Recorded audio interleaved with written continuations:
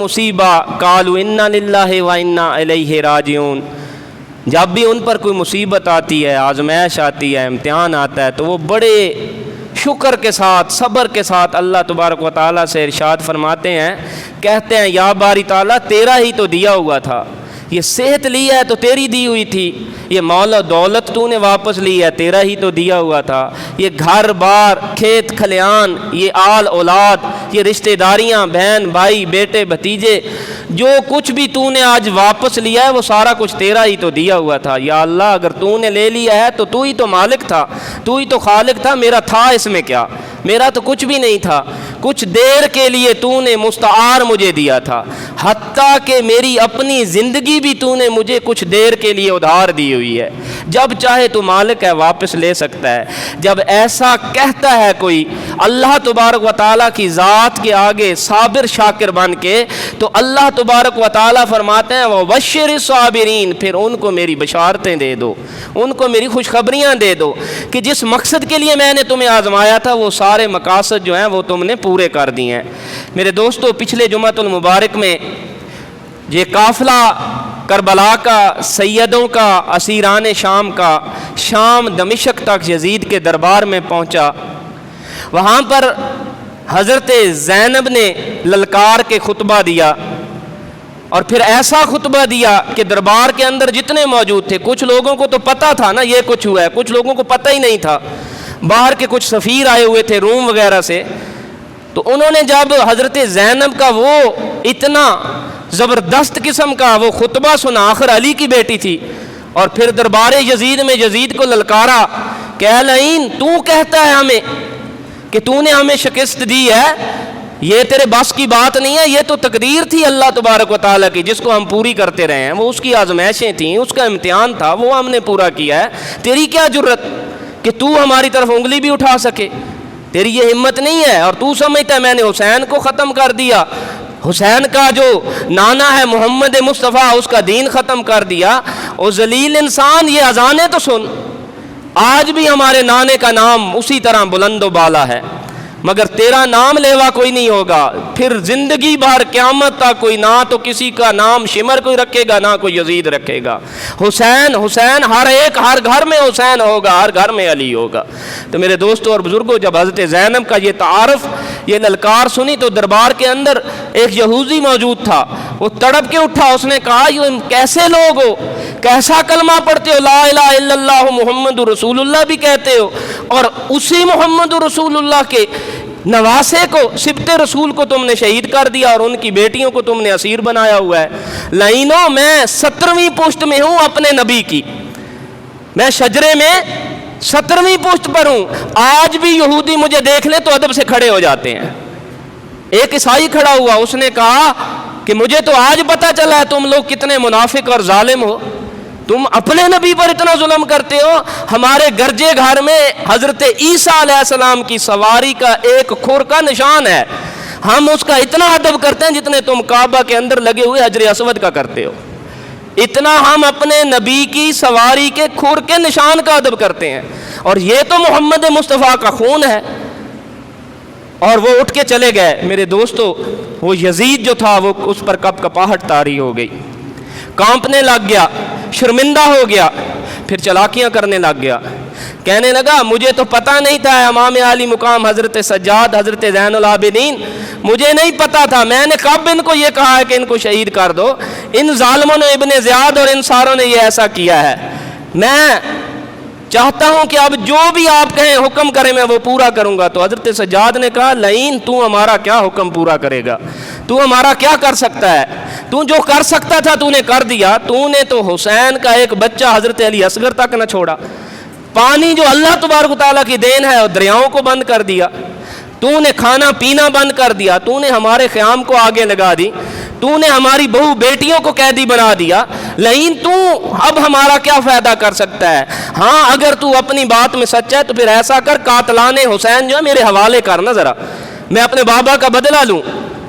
تو یزید نے کہا ٹھیک ہے، اور جب یہ کرنے لگا تو پھر آخر کار جس طرح پچھلے خطبے پہ یہ کہا کہ پھر ہر ایک نے انگلی اس لعین یزید کی طرف اٹھائی کہ کہا تو نے ہی تو کہا تھا، تیرے کہنے پہ ہم نے کیا، ہماری کیا جرت کہ ہم ایسا کرتے۔ جب اس نے دیکھا کہ سارے مجھے کہہ رہے ہیں تو پھر وہ بھاگا، اپنی بات سے مکر گیا۔ کہا اے سجاد علیہ السلام جو اور کوئی بات ہے تو وہ کر دو، اس میں تو یہ جھگڑا ہونے لگ گیا ہے۔ تو کہا حضرت سجاد نے مجھے پہلے ہی پتا تھا کہ تو جھوٹ بول رہا ہے، تو کہاں سے ہمارا ہمدرد آ گیا، تو ایسا کبھی نہیں کر سکتا۔ پھر ایسا کر کہ خطبہ جو جمعہ کا ہے وہ مجھے اجازت دے، میں دوں۔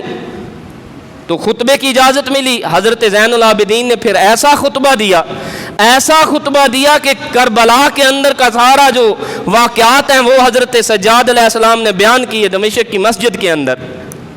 اور پھر بیان کرنے والا محمد مصطفیٰ کے بیٹے کا بیٹا ہو، وہ لال ہو جس نے آنکھوں سے اپنے سامنے اپنے بابا کا گردن جو ہے، سر جو ہے وہ کٹتا دیکھا، عزی اصغر کے گردن پہ، سینے پر، ان کے گلے پر وہ تیر چلتے ہوئے دیکھے، حضرت علی اکبر کی لاش پر گھوڑے دوڑتے دیکھے، جس نے اون و محمد کو شہید ہوتے آنکھوں سے دیکھا، جس نے حضرت امام قاسم کی لاشا مبارک کی بے حرمتیاں ہوتی دیکھیں۔ پھر اس سجاد علیہ السلام نے جب وہ واقعہ بیان کیا ہوگا، آج کا مسلمان عام مولوی کے منہ سے زبانی کربلا کا واقعہ سنے تو آنکھ سے آنسو نہیں رکتے، یہ تو حضرت سجاد بیان کر رہے تھے۔ پھر جو اس مسجد کے اندر حالت ہوئی، کہتے ہیں کہ جو دیواریں ہیں وہاں سے آنسو نکلنے شروع ہو گئے، پانی نکلنا شروع ہو گیا، حتیٰ کہ ہر طرف سے زمین و آسمان کی مخلوق کی رونے کی آوازیں آنے لگیں۔ تو یزید نے جلدی سے کہا کہ بند کر دو، خطبہ اذان دینی شروع کرو۔ جب اذان دی تو وہی بات کہی حضرت سجاد نے جو حضرت بی بی زینب نے کہی تھی، کہا تھا تو ہمیں کیا ختم کرے گا، ہمارا تو نام اذانوں میں اسی طرح گونجتا رہے گا۔ میرے دوستوں اور بزرگوں، اس کے بعد حضرت سجاد علیہ السلام نے کہا کہ ایسا کرو کہ سرحائے مقدسہ جو ہیں وہ میرے حوالے کرو تاکہ کربلا کی زمین میں جا کر میں دھڑوں کے ساتھ جوڑ کے دفن کر دوں۔ کہا یہ میں تمہارے حوالے کرتا ہوں، اور کوئی شرط؟ کہا کہ پھر ہم سب کو آزاد کر دو اور آزادی کے بعد ہمیں مدینہ کی طرف جانے دو۔ یہاں پہ پچھلے خطبہ جو جمعہ کا جو تھا وہاں پر اختتام ہوا تھا، یہیں سے شروع کرتے ہیں۔ تو سوال یہ اٹھتا ہے کہ حضرت سجاد علیہ السلام نے شرط رکھی یزید کے کہنے پر کہ اور جو کچھ مانگ میں تجھے دیتا ہوں، وہ جو واقعہ ہوا ہے وہ گزر گیا، وہ میں نے نہیں کروایا تھا، انہوں نے خود کیا، آخر وہ جھوٹا ثابت ہوا۔ تو آپ نے کہا تو میری کوئی شرط بھی پوری نہیں کر سکتا، وہ سب شرطوں میں فیل ہوتا گیا۔ جب یہ شرط رکھی حضرت سجاد علیہ السلام نے تو اس نقطے پہ بات ہو رہی تھی۔ تو حضرت سجاد علیہ السلام نے کہا کہ ہم سب کو تم چھوڑ دو اور ہمیں مدینے کی طرف جانے دو۔ سوال یہ اٹھتا ہے کہ حضرت زین العابدین نے یزید کو کہا کہ ہمیں آزاد کر دو، ہمیں مدینے جانے دو۔ نقطہ یہ اٹھایا جاتا ہے کہ مدینے والوں نے حسین کے ساتھ منافقت کی، حسین کا ساتھ نہ دیا، حسین کے ساتھ نہ چلے، حسین کو شہید کرنے کرانے میں مدینے والے اور صحابہ کرام کا جو ہاتھ ہے وہ تھا۔ تو اس کا جواب حضرت سجاد نے یہ شرطیں رکھ کے دے دیا، ظاہر کر دیا قیامت تک۔ مورخین لکھ دیا، مورخین نے، کہ اگر وہ دشمن تھے مدینے والے، کوفے والے جو ہیں وہ عاشقان علی اور محبان علی کا دعویٰ رکھنے والے تھے، خطوں پر خط لکھنے والے تھے کہ ہم عاشق ہیں علی اور علی کے اے بیٹے حسین تیرے، محبان ہیں ہم تیرے، تم ہماری طرف آؤ، اگر نہ آئے تو کل قیامت میں ہم شکایت کریں گے تیرے نانا کے سامنے کہ ہم بلاتے رہے حسین نہیں آیا۔ تو وہ بلانے والے اگر سچے تھے، محبان تھے، تو کہنا حضرت سجاد کو چاہیے تھا کہ ہمیں آزاد کر دو، ہم کوفہ جانا چاہتے ہیں، ہم اپنے عاشقوں میں جانا چاہتے ہیں، ہم اپنے پیاروں میں جانا چاہتے ہیں۔ مگر حضرت سجاد نے یہ نہیں کہا، آپ نے کہا ہمیں آزاد کرو، ہم مدینے جانا چاہتے ہیں۔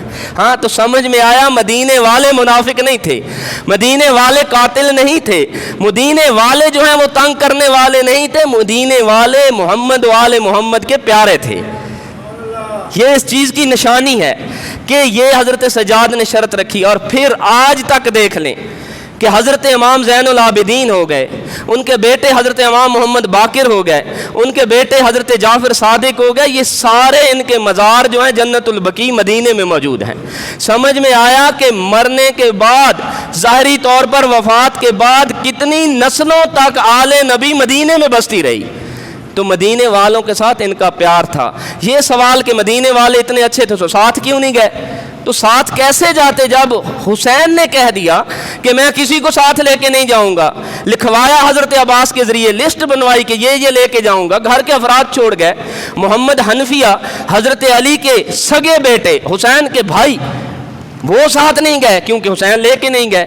حضرت پاک بی بی زینب، ان کے خاوند حضرت عبداللہ بن جعفر، حضرت جعفر تیار کے بیٹے، وہ ساتھ نہیں گئے کیونکہ حسین ساتھ لے کے نہیں گئے۔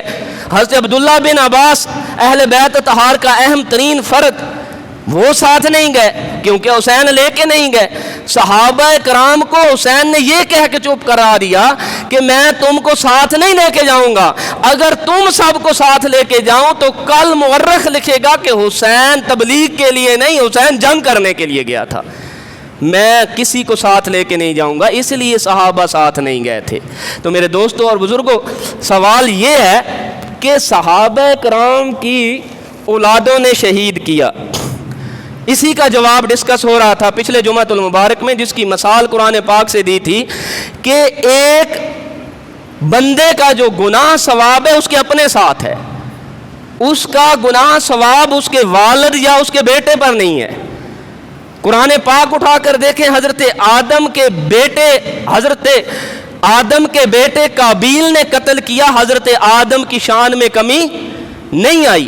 حضرت نوح کے بیٹے نے انکار کیا توحید و رسالت کا، حضرت نوح کی شان میں کمی نہیں آئی۔ حضرت محمد مصطفیٰ کے جو تمام انبیاء رسولوں کے سردار ہیں، ان کے سگے چچا نے انکار کیا محمد اور محمد کے خدا کا، حضرت محمد مصطفیٰ کی شان میں کمی نہیں آئی۔ سمجھ میں آیا کہ دوسرے کی غلطی کا دوسرے کو گناہ ثواب نہیں ہے، نہ اس کی شان میں کمی آتی۔ اگر کسی صحابی کے بیٹے نے کچھ زیادتی کی ہے، ہوں گے ان میں شامل، مگر اس کا مقصد نہیں۔ عمر بن سعد، حضرت سعد بن ابی وقاص کے بیٹے ہیں، اس نے حسین پاک کو شہید کروایا، اس لشکر میں شامل تھا۔ ہم کم کرتے ہیں کہ وہ نہیں تھا، اس نے کیا، وہ لعین تھا، مگر سعد بن ابی وقاص کی شان پر کیوں حرف دیا جائے، ان کو کیوں ان پر کوئی انگلی اٹھائی جائے کہ وہ محمد مصطفیٰ کے ماموں ہیں، عشرہ مبشرہ میں شامل ہیں، فاتح ایران ہیں۔ وہ حضرت سعد بن ابی وقاص ہیں جو تیر چلاتے تھے کفار پر، محمد مصطفیٰ اٹھا کر دیتے تھے، یہ لو سعد یہ اور تیر چلاؤ، اور دعائیں ساتھ دیتے تھے۔ میرے دوستوں اور بزرگوں، وہ حضرت سعد بن ابی وقاص، تھوڑی سی بات کرتا چلا جاؤں کہ ایک دفعہ حضرت امیر معاویہ رضی اللہ تعالیٰ عنہ، ان کا اور حضرت علی کرم اللہ وجہ الکریم، ان کا وہ خلافت کے معاملے پر تھا جھگڑا، الگ موضوع ہے، صرف اشارتاً۔ تو حضرت امیر معاویہ نے سعد بن ابی وقاص انہی سے کہا کہ تم میری طرف آ جاؤ علی کو چھوڑ کے۔ میرے دوستوں اور بزرگوں، حضرت سعد بن ابی وقاص نے کیا کہا کہ اے معاویہ، تو مجھے کہتا ہے میری طرف آ جاؤں، اس علی کو چھوڑ کر جس کے اتنے فضائل میں نے سنے ہیں، کسی اور کے کبھی میں نے اتنی فضیلتیں سنی ہی نہیں ہیں، اس علی کو چھوڑ کے میں کیسے آ جاؤں؟ ان میں سے 4 تو ایسی ہیں جو آج بھی مجھے اسی طرح سامنے نظر آ رہی ہیں جیسے محمد مصطفیٰ ابھی بیان کر رہے ہوں۔ کہا نمبر 1، میرے محمد مصطفیٰ نے کہا کہ علی تو میرے لیے اس طرح ہے جس طرح موسیٰ کے لیے ہارون ہے، مگر میرے بعد کوئی نبی نہیں، تو میرا اس جہان میں میرا بھائی ہے۔ ایک فضیلت۔ دوسری فضیلت، مباہلہ کا ٹائم آیا تو محمد مصطفیٰ اپنے بھائی کے طور پر، داماد کے طور پر علی المرتضیٰ کو لے کے گئے۔ تیسری فضیلت، فرمایا غزوہ خیبر میں محمد مصطفیٰ نے اعلان کیا کہ کل میں اس کو جھنڈا دوں گا، علم دوں گا جس کے ہاتھ پر اللہ نے فتح لکھ دیا، جس پر اللہ راضی ہے وہ اللہ پر راضی ہے۔ سارے صحابہ کرام ساری رات نوافل ادا کرتے رہے، دعائیں کرتے رہے کہ یا باری تعالیٰ یہ شرف کاش ہمیں کل مل جائے، محمد مصطفیٰ کے ہاتھوں یہ علم ہمیں مل جائے۔ مگر صبح محمد مصطفیٰ نے حضرت علی المرتضیٰ کا ہاتھ پکڑا اور علم جو ہے وہ حوالے کیا۔ میرے دوستوں اور بزرگوں، حضرت سعد بن ابی وقاص کہتے ہیں مجھے آج بھی وہ خم کا میدان یاد ہے جہاں پر محمد مصطفیٰ نے ہاتھ پکڑ کے کہا تھا من کنت مولا فہذا علی مولا، جس کا میں مولا اس کا علی مولا۔ مسجد میں بھی علی ہے تو منبر پہ بھی علی۔ ہم اسی لیے کہتے ہیں کہ علی کے سوا کوئی چارہ نہیں ہے، صحابہ کرام اقرار کرتے رہے۔ مسجد میں بھی علی ہے تو منبر پہ بھی علی، کعبہ گواہ ہے دوش پیغمبر پہ بھی علی، ہجرت کی شب حضور کے بستر پر بھی علی، جنت علی کی ملک ہے تو کوثر پہ بھی علی، ہر جگہ علی علی ملیں گے نہ دامن بچائیے، بچنا اگر علی سے ہے تو جہنم میں جائیے۔ علی سے نہیں بچا جا سکتا، جس طرف نظر کرو گے تمہیں علی المرتضیٰ ہی نظر آئیں گے۔ حضرت سعد بن ابی وقاص نے تعریفیں کی حضرت علی کی، اور حضرت امیر معاویہ کو صاف صاف انکار کر دیا۔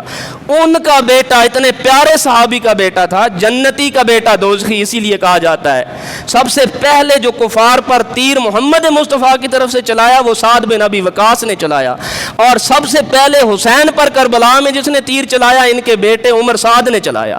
تو یہ اللہ تبارک و تعالیٰ کے یہ کام ہے، اس کی حکمتیں ہیں۔ تو ہم کب انکار کرتے ہیں؟ ہم اس عمر سعد کو لعین ہی کہتے ہیں، ہم کہتے ہیں جنتی کا بیٹا دوزخی ہے، مگر اس کے بدلے میں اس کے بابا جو باپ ہیں سعد بن ابی وقاص، ان پر گالی گلوچ نہیں کرتے، ان کو برا بھلا نہیں کہتے، ان کی شان الگ ہے۔